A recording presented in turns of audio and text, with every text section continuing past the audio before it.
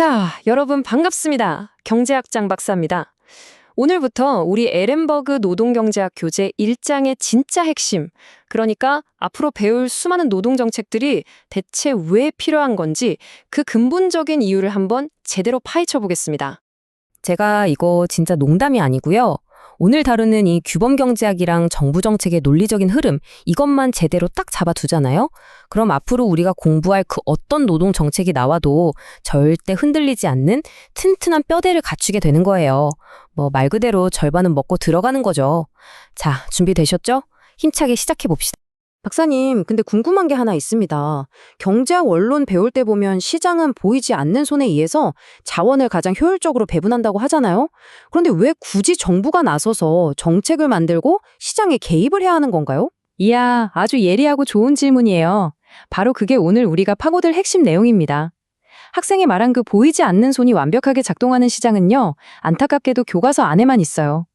현실에서는 시장이 제 기능을 다 못하는 이른바 시장 실패라는 게 일어나기 때문에 정부의 개입이 필요해지는 거죠. 자, 화면 한번 보시죠. 시장 실패라는 건 바로 이런 겁니다. 시장에 그냥 가만히 내버려 뒀더니 자원이 가장 효율적으로 쓰일 수 있는 곳으로 흘러가지 못하는 상태를 말해요. 예를 들면 서로에게 분명히 이득이 되는 거래인데도 어떤 방해물 때문에 그 거래가 성사되지 못하는 그런 경우죠. 바로 이 시장 실패가 정부가 나설 때입니다 하고 신호를 보내주는 거예요. 그럼 우리 교과서에 나오는 첫 번째 시장 실패 원인부터 한번 볼까요? 짱 박사! 자, 다들 교재 32페이지 한번 펴보세요. 거기에 보면 Market Failure, Price Distortion, 우리말로 가격 왜곡이라는 항목이 딱 보이죠? 이게 바로 시장 실패의 아주 대표적인 원인 중 하나입니다. 우리 교재에서는 배관공 예시를 들어서 아주 재미있게 설명하고 있거든요. 이 예시를 통해서 세금이라는 외부 요인이 어떻게 멀쩡히 성사될 수 있었던 거래를 막아버리는지 한번 자세히 들여다보겠습니다. 자, 이런 상황을 한번 머릿속에 그려보세요. 배관공은 시간당 25달러는 받아야 일을 하고요. 고객은 최대 28달러까지 낼 생각이 있어요. 이때 정부가 시간당 5달러 세금 내세요 하고 끼어듭니다. 만약 세금이 없었다면 어땠을까요? 25달러에서 28달러 사이, 가령 27달러의 거래가 됐다면 고객은 1달러 이득, 배관공은 2달러 이득을 받겠죠. 사회 전체적으로는 총 3달러의 이익이 생기는 셈이에요. 그런데 세금 5달러 때문에 배관공은 최소 30달러, 25 플러스 5는 받아야 하잖아요? 고객은 28달러까지밖에 못 내는데 말이죠. 결국 거래는 무산되고 아까 그 3달러의 잠재적 이익은 허공으로 날아가 버립니다. 바로 이게 가격 왜곡 때문에 생기는 시장 실패인 겁니다. 물론 가격 왜곡만 시장 실패의 원인인 건 아니에요. 교재를 좀 더 보면 자본시장의 불안전성 같은 것도 나오죠.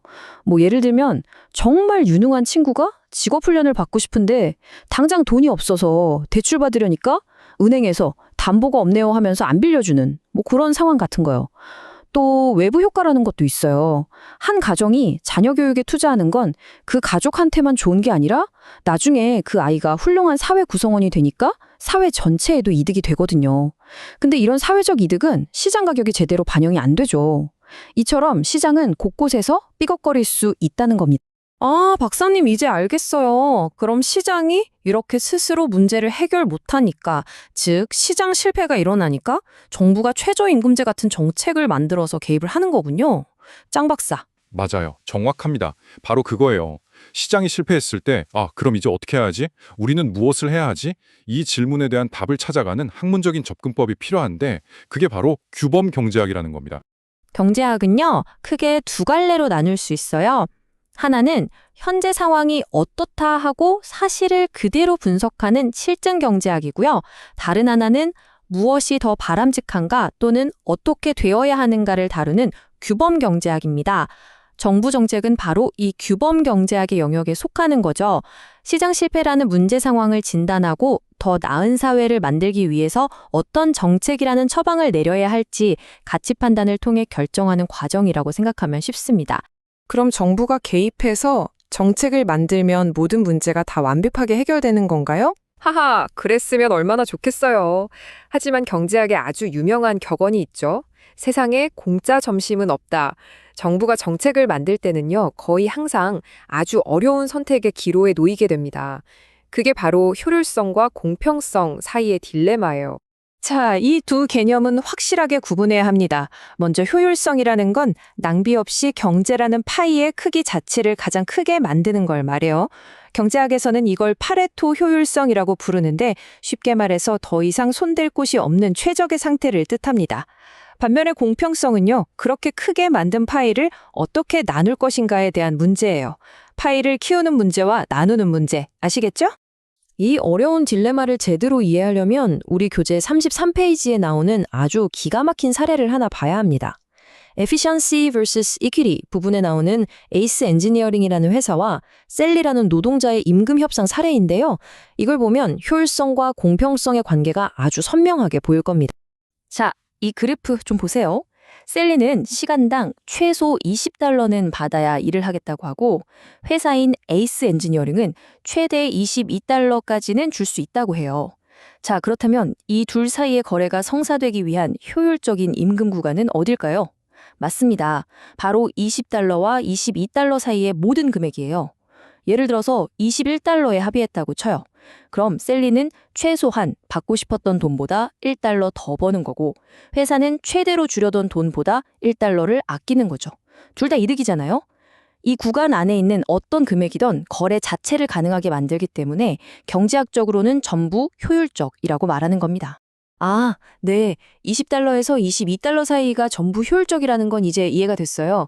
그런데 박사님, 만약에 $20 25센트에 계약하는 거랑 $21 75센트에 계약하는 것 중에 어떤 게 더 공평한 임금이라고 할 수 있을까요? $20.25는 회사한테 훨씬 유리하고 $21.75는 셀리한테 훨씬 유리한 것 같은데요. 바로 그거예요. 우리 학생이 오늘 배울 내용의 핵심을 정확하게 꿰뚫었네요. 경제학이라는 학문은요, $20에서 $22 사이의 모든 임금이 효율적이라는 사실까지는 명확하게 알려줄 수 있어요. 하지만 그 중에서 어떤 임금이 더 공평하고 정의로운지에 대해서는 정답을 내려주지 못합니다. 왜냐하면 그건 우리 사회가 어떤 가치를 더 중요하게 생각하는지에 따라 달라지는, 다시 말해 규범적인 판단의 영역이기 때문이죠. 자, 그럼 오늘 배운 내용 시험에 써먹을 수 있도록 한번 깔끔하게 정리해 볼까요? 우리 노무사 시험에서 서술형 답안을 쓸 때 이 논리적 흐름을 그대로 가져다 쓰면 아주 좋은 점수를 받을 수 있을 거예요. 정부의 노동정책이 왜 필요한지를 설명하는 가장 근본적인 논리 구조니까요. 이 3단 논법만 딱 기억하세요. 1단계, 시장은 스스로 완벽하지 않다. 즉, 시장은 실패한다. 2단계, 그래서 정부가 개입할 명분이 생긴다. 3단계, 하지만 정부가 개입할 때도 효율성과 공평성 사이에서 어려운 선택, 즉 딜레마에 빠진다. 이 흐름, 시험 답안에 뼈대로 삼으시면 됩니다. 아시겠죠? 자, 그럼 마지막으로 오늘 배운 내용을 실제 정책에 적용해보면서 마무리하겠습니다. 최저임금 제도를 한번 생각해 봅시다. 어떤 경제학자들은 최저임금제가 일부 저숙련 노동자의 일자리를 없애서 비효율적이라고 주장합니다. 하지만 다른 한편에서는 저임금 노동자의 최소한의 생계를 보장해서 분배를 개선하는 공평한 정책이라고도 하죠. 관련 최저임금제는 그 비효율성을 감수할 만큼 충분히 공평한 정책이라고 할 수 있을까요? 이 질문에 대해 한번 깊이 고민해 보시기 바랍니다. 이것이야말로 우리가 노동경제학을 배우는 진짜 이유입니다. 다들 수고 많으셨습니다.